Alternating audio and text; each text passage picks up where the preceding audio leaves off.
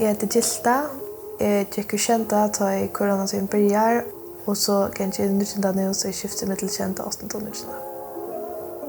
Jag upplevde att det var nog så enkelt att jag skulle sitta framför en tältskärm kvar dag. Alltså allt slädes inte ut i ett och det var så månader och en månad en höstdag och det var inte att skulle komma upp så man visste att man inte alltså då är jag själv här några glädje till vid det någon till att allt det sociala var blivit väck alltså slapp inte handboll, slapp inte min sagt till mig alltså jag skulle sitta hemma och hvis jag skulle ta så vinner så var det inte ute eller så var det en tältskärm. Så det var där ringt att skulle få det sociala lika som hvis man var i skolan. Jag kan slå handboll till nyttjar och allt det som kan kalla handboll till mina vänfolk, alltså det som är samman vi. Och det att inte vara samman vid timon och inte kunna spela vid timon, alltså det var ringt. Det avvarskar redan i kvast det salaliga, det sociala, det var ordentligt sträva.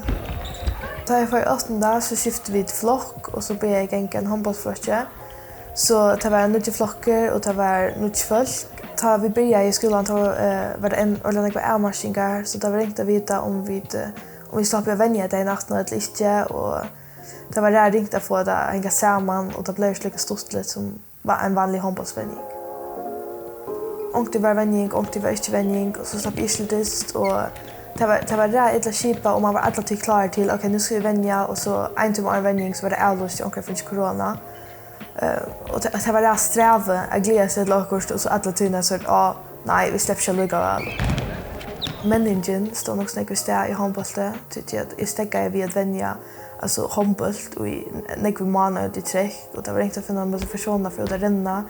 så kunde sjön för helt ner och jag stod det till skolan alltså det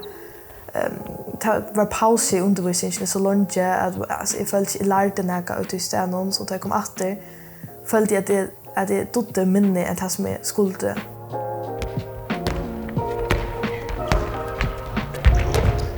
Man visste ju om att det helt att man själv slapp alltså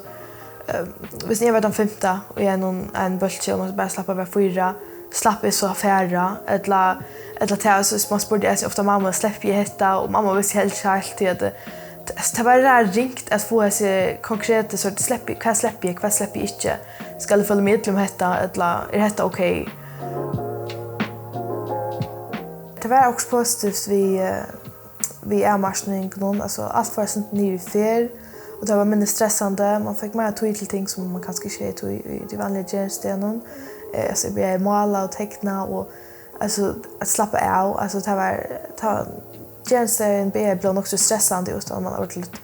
visst jag då jag skulle så näck för skulle nå allt och man lärde sig mer om så hur det kanske kunde vara en vanlig tjänst jag lärde sig inte jag hade gått råd till hvis det händer om att det är att skipa ungdomen eller flockarna i sån sociala bölkar så man häver omkring att samman vi och häver omkring att jag läxor vi eller för en tur vi eller trosa vi alltså akkurat så det inte föll så ensamt att över ett hel och så skulle sitta inne framför tältna att häva omkring att jag läxor vi omkring att spyrja ting om eller bara omkring att trosa vi som inte är en skärme.